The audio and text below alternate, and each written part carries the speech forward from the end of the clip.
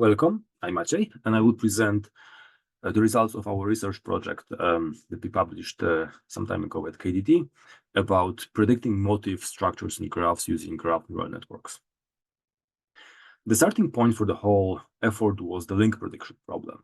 It's a well-known problem, very popular in any sort of data analytics, where we are, given graph structure, we are asking the question, which links in this graph are most probable to occur, or for the specific vertices, whether these vertices will be connected by a link at some point in the future or not.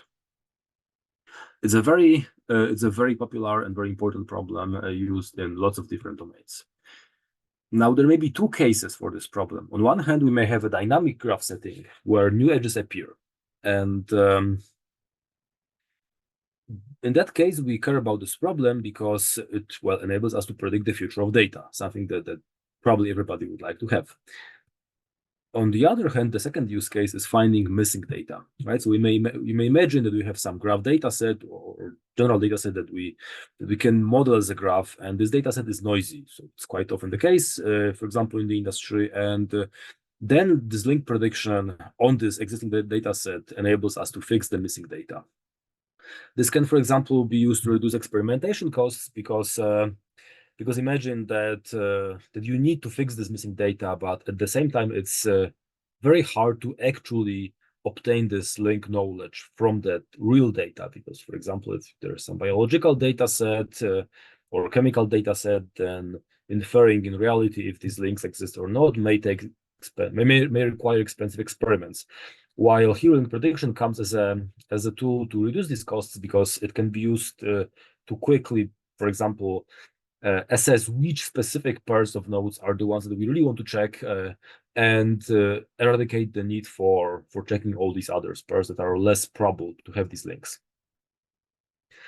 Right, so let's take a look at the mathematical formulation for link prediction. So we have these two vertices U and V, and we are asking, they may have some other neighbors, but we are asking if this link here is the one that is going to happen to appear at some point in the future. How to assess this? Well, there are different heuristics for this. So, for example, this common neighbor heuristic or this Jacquard heuristic. So the common neighbor basically tells us that the chances for this link to appear are increasing with the increasing overlap between the neighborhoods of these vertices U and V. So the symbol here is the gamma symbol is the neighborhood of vertex U and vertex V. And then Jacquard is basically almost the same. We just normalize this overlapping part of the neighborhoods with the union of these neighborhoods. Right, and then there are many other such heuristics. Usually they are domain or problem specific, but the common theme behind all these heuristics is that we obtain a score. So for a given pair of vertices, a given missing link E, we obtain a score that tells us how probable it is.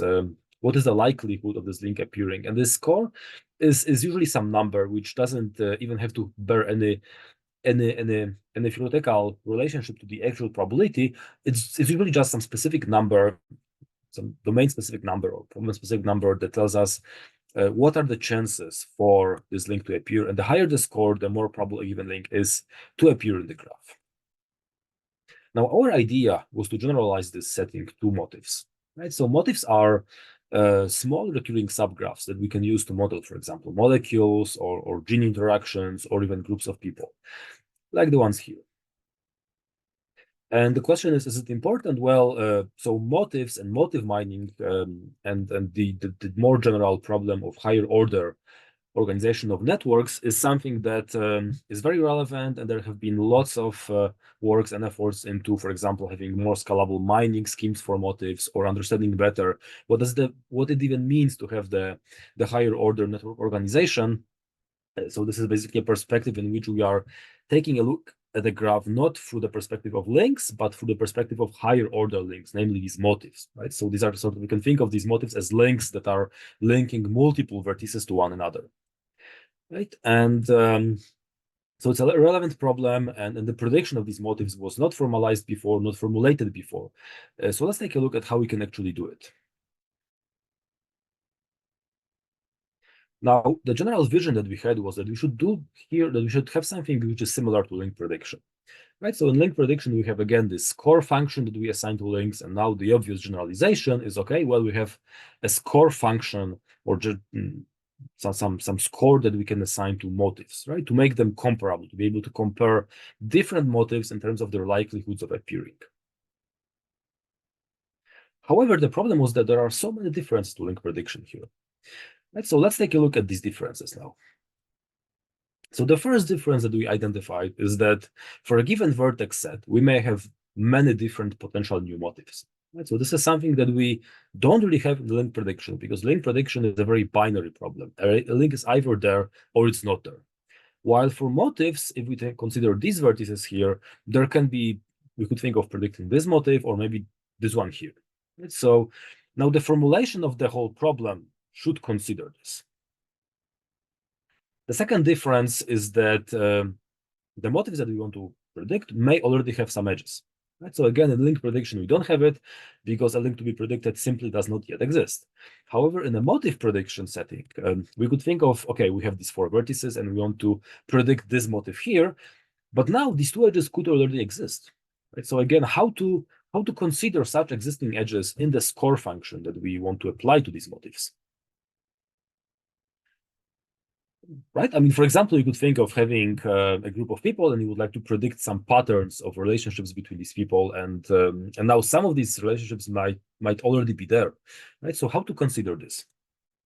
The third difference is that there may be something that we call deal breaker edges, right? So what it means that there may be some edges that if they appear, the whole motif will not appear. Right, so it sounds a bit counterintuitive, but a simple example would be chemical bonds. I mean, if you have some particles and now some elements in general, and now some of the bonds that would form there could prevent other motifs from appearing. Right, so how to consider such deal breaker edges in the score function? Right, in link prediction, we don't have this effect because again, it's a binary problem. A link is either there or it's not there. Period. And the fourth difference that we realize is there, and you have to overcome it, is that we may also have to consider the labeling of the vertices, right? So for example, we would like to predict a star in a given motif. However, we want this specific star and not this star here. So again, how to consider this? So we propose the following formulation for motifs, and we start simple. We'll proceed step by step to consider all of these effects that we just took a look at. So in general, we model a motif M with a tuple VM and EM, where VM are vertices forming a given motif and EM are edges that this motif should have. Now, EM consists of 2 subsets of edges, EMN and EME. And the left one is basically the motif edges that do not yet exist, right? So these are these kind of most stereotypical and non-existing edges that we are interested if they arrive and will form the given motif, while EME are edges that already are out there. Right, so the ones that you recall from that example that may be already there. And now the scoring function for this motif M would be, the simplest form that we propose is basically the product of basically the scoring functions for all of these individual links from that set EMN, and this SM is basically any link prediction score which outputs into the range between 0 and 1. So here we are reusing link prediction scores and we are just multiplying them for all of the edges that are not there yet in the motif to have the final score for the motif. Right? So it's the simplest way we build this scoring function for motifs. And for this SE, we could use anything, including for example, Jacquard score. Now, for the edges from this EME set that already exist, we just set SE, the score, to be equal to 1. And this is kind of following intuition, because if an edge is already there, it should not really decrease the chances, right? But then it should also not in general change the score too much, right? So for this, we decided to make it simple and just to set it to 1, which means if these edges are there, they will not hurt us. In fact, they will actually make it even more probable, because then the more of these edges are out there, the more of these SE link prediction scores are going to be equal to 1, which means that our score will overall be also larger and larger. Right. By construction, the range of the scoring for the motif is also within the range between 0 and 1, which makes it simple to use in different settings. And now, if we assume that we just use simple Jacquard score for these link scores, this is the expression that we would get for the motif prediction scoring function, right? This is basically where we include this Jacquard thing here, and we have our scoring function for a given motif. Okay, but now, what if the arrival of some links impacts the chances for other motif links to appear? So now you could think of this as an even more general case beyond this deal breaker edges, right? So the deal breaker edges were like, okay, if this edge arrives, then the motif will not form. But then you may also have more complex effects where, okay, there is some link that will impact the chances of other link, right? So for this, we add correlation between links. And for this, we generalize this SM function to basically a general function f of the vector of scores of E. And this is what we are going to model this with a dot product between a vector W and a vector of these link prediction scores for all of these links that form the motif SE, right? And this is, by definition, is a convex combination of the vector of link prediction scores. And this W is a weight vector, which really incorporates the user's domain knowledge. So for example, as a person that does chemistry, you may have some knowledge about whether some links, what are the chances or what is the impact of some links on other links to appear or not appear. And this is what you would encode within this W vector, right? So then the example heuristic for the Jacquard score would basically be equal to this thing that we can see here. And this is now becoming not really a product, but a sum, a normalized sum of these Jacquard link prediction scores. Right, so we actually now do model correlations between these links. And then how about the deal breaker links, right? So the ones that if they appear, there is no chances that this motif will appear, right? So for this, we now take this EM set and we use it as a part of an even more general link set, E star M, which consists of the union of this EM and EMD. And this EMD is now the deal breaker edges, the set of deal breaker edges. Right, so for example, these two, if any of these appears, the motif will not form for sure. Right, and for this, we now generalize this function SM that we saw at the previous slide to this S star M function, which is almost the same. It's just taking the max of the score 0 and this dot product with this generalized vector of link prediction scores.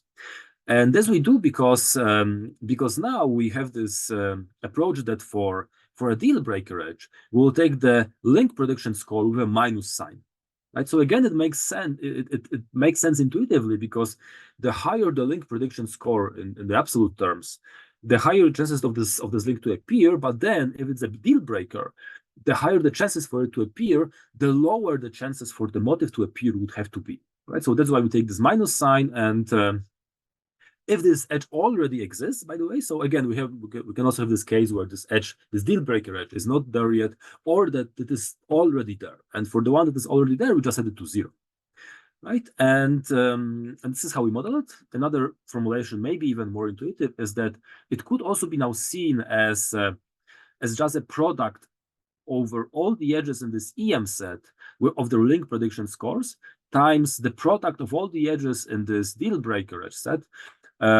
But times now the product of 1 minus their link prediction score, right? So this is again this thing that now if this edge is there, its link prediction score is equal to 1. So this will basically become 0 as we do here. And then if this edge, this deal breaker edge is still not there, then we just take this 1 minus SE, and SE, if it's high, then this number will be very low and the whole expression will also get smaller.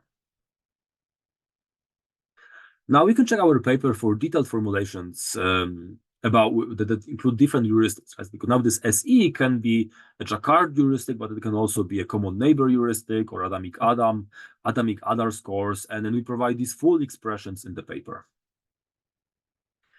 Now we do have now all these heuristics, and they actually work reasonably well. However, what we also realize is that some recent results for learning enhanced link prediction. So basically how to use graph neural networks for predicting these links. And we also wanted to do this for motif. So we actually built a neural network architecture for motif prediction besides having these heuristics. Now, how do we do this? Before we proceed, let's take a very quick look at how deep learning works in general.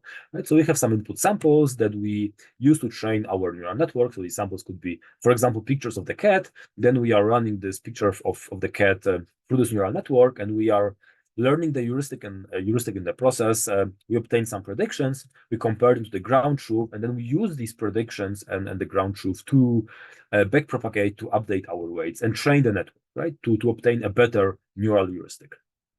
And now in our deep learning formulation, what we do is basically the formulation of the goal is that we would like to predict this motif F, M in the graph, right? So we have some given fixed set of vertices, and we want to predict using this neural architecture, what are the chances for this motif to appear in this given fixed set of vertices.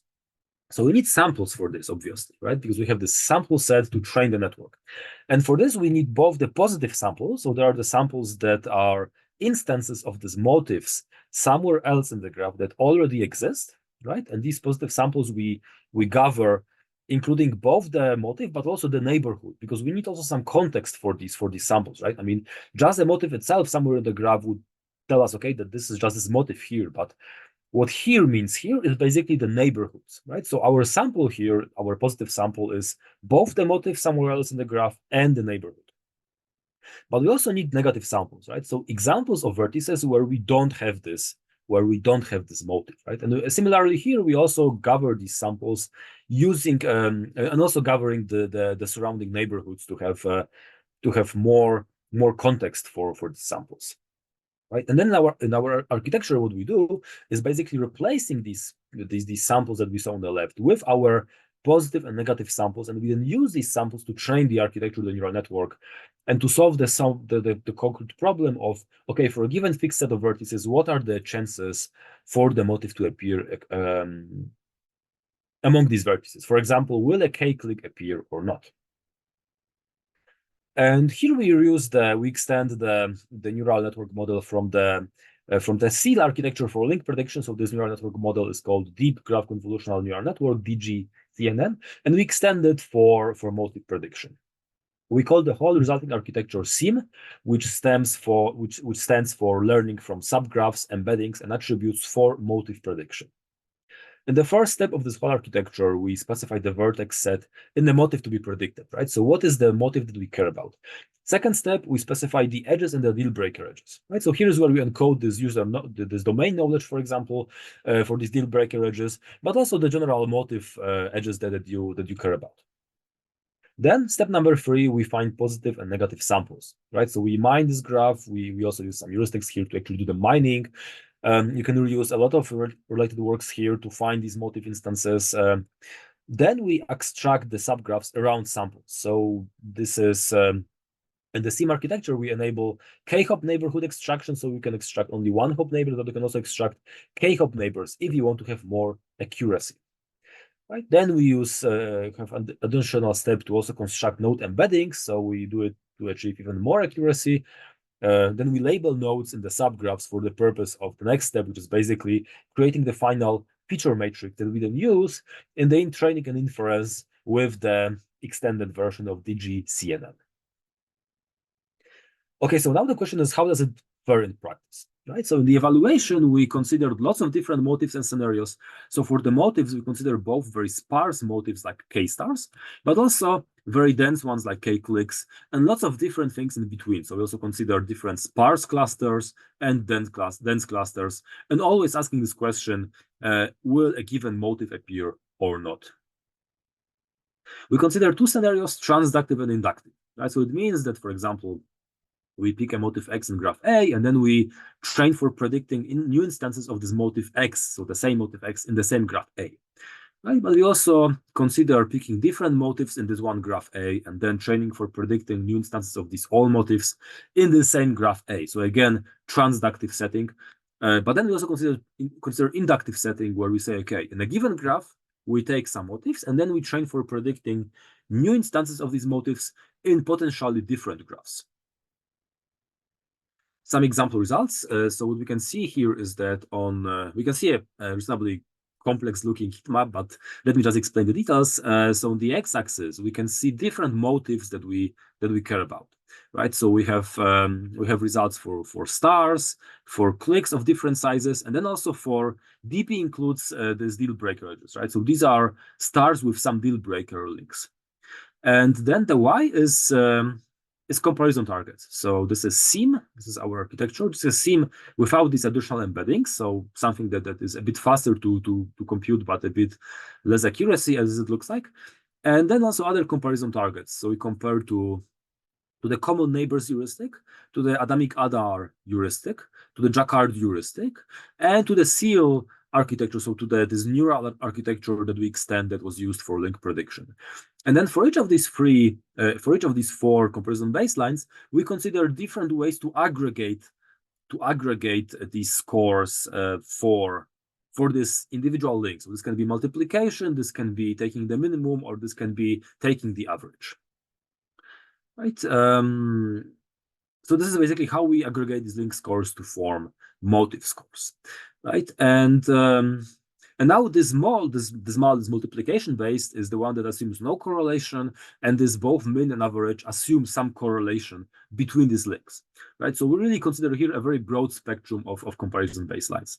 And now the interesting thing is that we can see that SIEM is really outperforming all these other architectures that consider these links individually, right? So and the one with embeddings is the best. And it's not, but the important thing that I want to share and I want to really underline here is that it's not really just that we are better in general over these comparison baselines. What is really nice is that if you now take a look at these, for example, three types of clicks, right? So we have the small click, the medium-sized click, and the large click, the 7 click. And now nearly all of these other baselines, once you increase the size of a given pattern, such as this click here, their accuracy is either dropping down or it's somewhat the same, but it's usually dropping down. So for example, for SEAL here, we can see that the free click is somewhere around 76, but then it goes down with the increasing size of the click, right? So that means that the more complexity of the motif is there to be predicted, the less and less powerful are these methods that are focusing on these individual links. Right? However, in SIEM, we can see that our accuracy actually increases with the increasing motif size, right? So the more complexity you throw at SIEM, the better it deals with it.